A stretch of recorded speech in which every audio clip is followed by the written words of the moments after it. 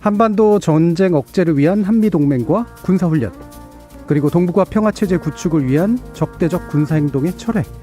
두 가지 주장 모두 각각의 합리성도 있고 일면적 시각으로서의 한계도 또한 있어 보입니다. 존 커비 미 국방부 대변인의 발언 전부는 아니지만요. 한반도에서 수행하는 모든 훈련 및 연습은 한국과 발맞춰 진행될 것이라는 언급 계속 귀로 맴도는데요.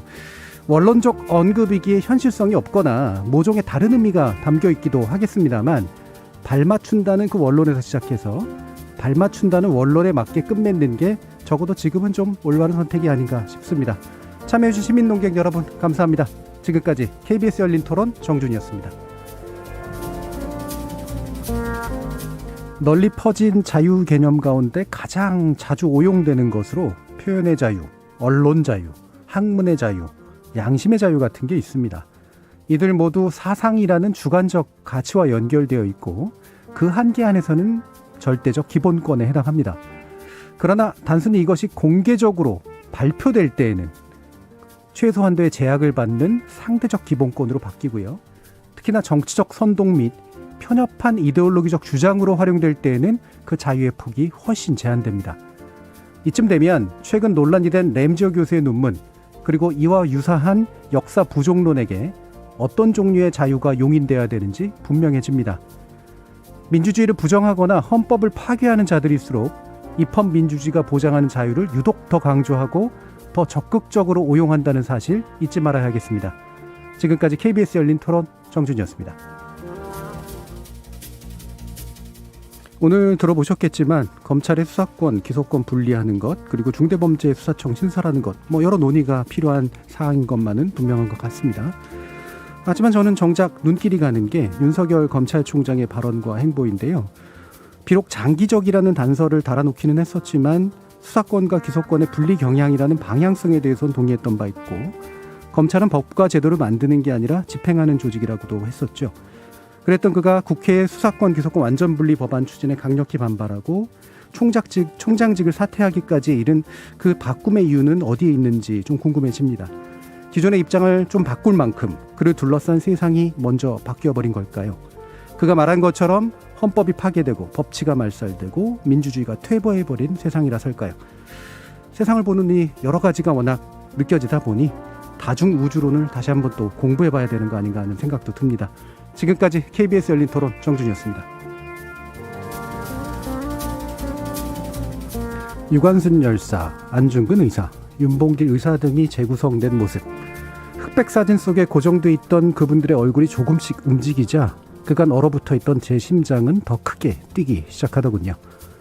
내 변호사는 한국인이 외국에서 범죄를 저지를 때 처벌을 규정한 조항이 없어서 내가 무죄라고 주장했지만 매우 부당한 말이라고 생각한다. 살인을 해도 제재를 가하지 않는 건 말도 되지 않는다. 그러나 나는 개인적으로 한 것이 아니라 의병으로서 한 것이고 따라서 전쟁에 나갔다 포로가 되어 이곳에 왔으니 나를 국제공법에 의해 처벌해 줄 것을 희망하는 바이다. 안중근사의 법정 최후 진술문에 나오는 말입니다. 어느덧 그 사진 속 옛날 위인들이 앳돼 보일 만큼 나이를 먹고 보니 이 젊은이의 결기와 의연함은 대체 어디서 왔던 걸까?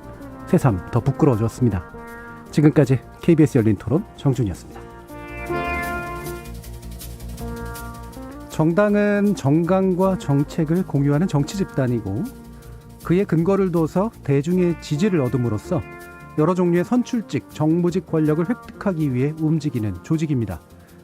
때문에 권력을 추구하는 행위, 그리고 그것이 가능하도록 대중의 지지를 동원하는 활동은 그 자체로 나쁜 일도 아니고 포퓰리즘이라고 쉽게 매도해버릴 일도 아닙니다. 내가 유권자의 마음을 사는 건 올바른 공약의 힘이고 상대가 하는 건 대중추수적 매표행위라고 말할 때 사탕발림에 팔려나간다고 지목된 유권자는 과연 무슨 생각을 할까요?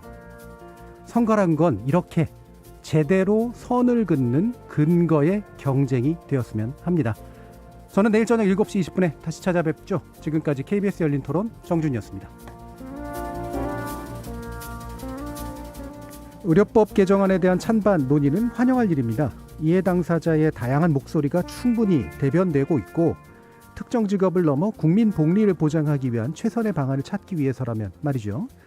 저는 오히려 자신의 주장을 뒷받침하기 위해 협상 상대자의 행동을 비판하면서 여론을 동원하기 위한 몇몇 논리에 주목하는데요. 그중 하나가 바로 이거죠. 코로나19로 혼란한 와중에 논란이 있는 의료법 개정을 시도한 것이 잘못이다. 코로나19로 혼란한 와중에 환자와 국민의 목숨을 볼모로 백신 접종 거부 파업까지 하는 건 잘못이다. 청취자 여러분, 어떤 논리에 더 고개를 끄덕이시나요? 혼란을 틈타 악법을 도입하려는 걸까요? 아니면 직업적 이익을 보장하기 위해 혼란을 더 키우려는 걸까요? 지금까지 KBS 열린 토론 정준이었습니다.